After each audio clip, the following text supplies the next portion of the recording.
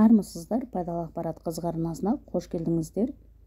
Бүгінгі тақырыбымыз аллергия қосса. Аллергия туралы болмақ. Аллергияңыз болса, мына 12 жайтты білгеніңіз абзал. Көктемнен басталатын денсаулықтағы проблеманың бірі аллергия. Өсімдіктер бүр жарып гүлдей бастағаннан аллергиясы барларды түшкіру, мұрыннан су ағу, көздің жасаурауы, мұрынның бітелуі, тамақтың қышуы, ісік мазалай бастайды. Аллергияңыз болса, мына 12 жайттан хабардар болуыңыз керек. Бірінші, аллергияның шекарасы бар. Белгілі бір заттарға аллергияңыз болса да, бұл аллергия сізді үнемі мазалайтын болады деген сөз емес. Аллергиялық белгілер туындау үшін аллергендердің белгілі бір мөлшері болса жеткілікті.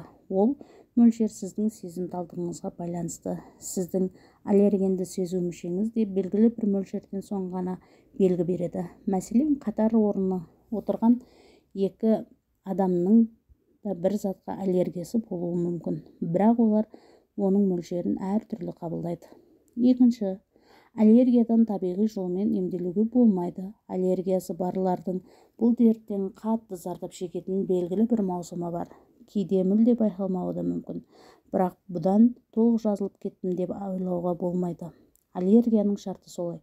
Белгілі бір кезеңде мүлдем байқалмайды да, бірақ басқа бір түрімен белгі береді. Мысалы, балаларда болатын атипиялық дерматит немесе экзема мүлде жоғалып кетіп, біршама уақыттан соң аллергиялық ринит басталуы мүмкін. Аллергияның бұлайша трансформациялануының себебі белгісіз, бірақ өздігінен кетіп қалмайтынын біліңіз. Үшінші, аллергия болдырмайтын қоздырғыштар. Құрамында ақуызы жоқ заттарды ұстағанда немесе байланысқанда, мәселен, қағаз, майлық, темекі түтіні, парфюм туындайтын қоздырғыштар аллергиялық реакция емес. Бұл тек қана химиялық әсер ету. Аллергияның оның қатысы жоқ. Төртінші, азық-түліктен болатын аллергияның өзгеріске ұшырауы. Азық-түліктен болатын аллергияға көбіне жаңа туылған сәбилер ұшырайды. Себебі олардың ағзалары ақуызбен бірінші рет ұшырасады. Өсе келе балалар сыртқы факторларға әлсіздік таныта береді де, азық-түліктен болатын түрі гүл тозаңына деген аллергияға ауысуы мүмкін. Бесінші, аллергия мен адамның жасы. Кейбір науқастарда аллергия белгілері жас ерекшелігіне байланысты жыл өткен сайын байқалмауы кездеседі, бірақ ол бірнеше жылдан соң бұрынғыдан да күшті болып қайта бас көтеруі мүмкін. Алтыншы, аллергияның негізгі үш белгісі. Аллергиялық әсер әдетте негізгі үш белгінің жинағынан тұрады. Тері астының ісігі, тым артық жасаурау, немесе тыныс алу жолдарындағы шырышты сұйықтықтың артуы, тегіс бұлшықеттің спазмы. Жетінші, ісіктің негізгі белгі. Ереже бойынша ісік аллергиялық әсердің негізгі белгісі. Бұл жоғары тыныс алу жолдарының немесе есту мүшелерінің тамақтың ісінуі болуы мүмкін. Одан ауыр түрі астмалық ұстама. Сегізінші, темекі түтінінен аллергия болмайды. Көптеген адамдар өздерінде темекі түтінінен аллергия бар деп ойлайды. Себебі темекі түтінінен жөтеле бастайды немесе тыныс алу қиындайды. Темекіден қай кезде аллергия болады? Тек өсімдігімен жанасу кезінде ғана. Түтіні аллергиялық әсер туғызбайды. Тоғызыншы, алкоголь аллергияны күшейте түседі. Алкогольдің өзі аллергия тудыратын затқа жатпайды. Бірақ аллергиясы бар адамдар алкогольді сусын ішкенде тыныс алуының қиындауы туындайды. Яғни аллергияны күшейтеді. 10-шы, аллергияны нәтижелі емдеуге болады. Аллергияны емдеудегі нәтиже өткен ғасырдың 30-шы жылдарынан бері бар. Дәрі-дәрмектердің негізгі әсер етуі ағзадағы гистаминді оқшаулау. Жаңа ғасырдың гистаминге қарсы дәрілері бұрынғыларына қарағанда жанама әсерлер. Ұйықтау, әлсіздік туғызбайды және нәтижесі көп. 11-ші, аллергия ма әлде мигрен бе? Бас ауруының себебі мигренде аллергиялық әсері де болуы мүмкін.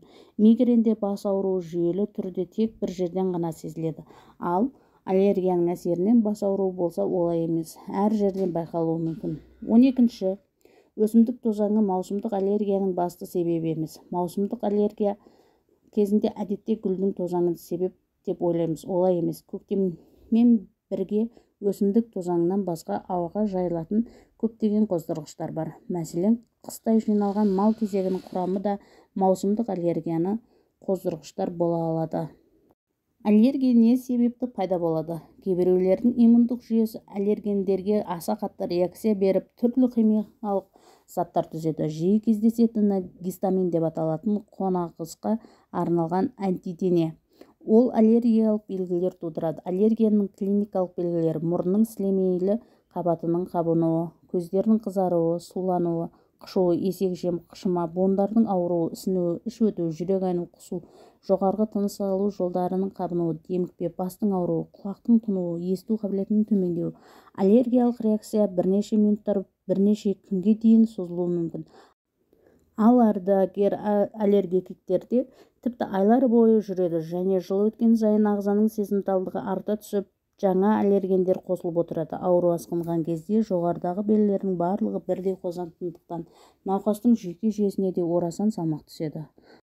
Аллергиктерге кеңес: ең алдымен ағзаңыз нені қабылдамайтынын өзіңіз білуіңіз керек. Оны анықтайтын тәсілдері бар. Арнайы емханаларда және қан сараптамасы теріге тітіркенгіштер енгізу арқылы анықтап береді. Сосын үй-ішіңіз, достарыңызбен араласатын адамдарыңыздың барлығы неге аллергияңыз бар екенін білулері керек.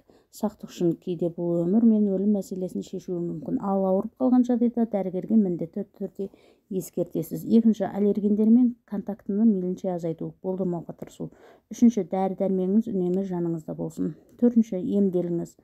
Тағы да айтайын, қазір медицина аллергияны жеңді. Тек үзбей 3 жыл шамасында емделу керек.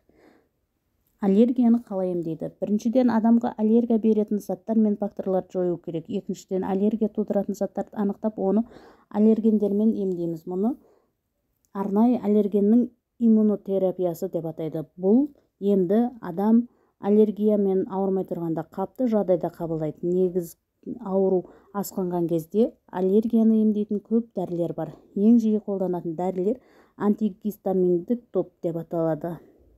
Есек жем, атопиялық дерматит, тағы да басқа жағдайларда теріде қышу пайда болғанда біз көбінесе антигистаминдік бірінші топты дәрілерді пайдаланамыз, дейді дәрігерлер. Тыныс жолдарында аллергия пайда болғанда, мысалы түшкіру, көзде мұрыннан су ағып, көз қышығында екінші, үшінші топтық антигистаминдік дәрілер пайдаланылады. Заттық аллергияға шаң-тозаң, дәрі-тағамдық, тағы да басқа көп аллергиялар жатады. Ең күшті аллергия балаларға сиырдың сүтінен, жұмыртқа мен жаңғақтан болады. Сосын факторлар аллергия бар, яғни зат емес, суықтан, күннен, иістен, стресс сияқты көзге көрінбейтін заттардан болатын аллергия. Психология не дейді? Кез келген аурудың түп тамырын бейсаналық болмысымыздан іздеу керек дейтін ғалымдар бар. Луиза Хей, Жикаренцеп, Лиз Бурбо сынды психологтар аллергия адамның бейсаналық тұрғыда өміріндегі бір жағдайға қарсыласуы, көңілі толмауы дейді. Сол жағдайды анықтап қабылдаса, аллергиядан жазылып кетеді екен. Міне, аллергия жайлы қысқаша осы. Бұл дертке шалдыққандар қатарынан болсаңыз, жеңіл қарамай емделуді бастаңыз. Деніңіз сау болсын. Келесі кездескенше сау саламатта болайық.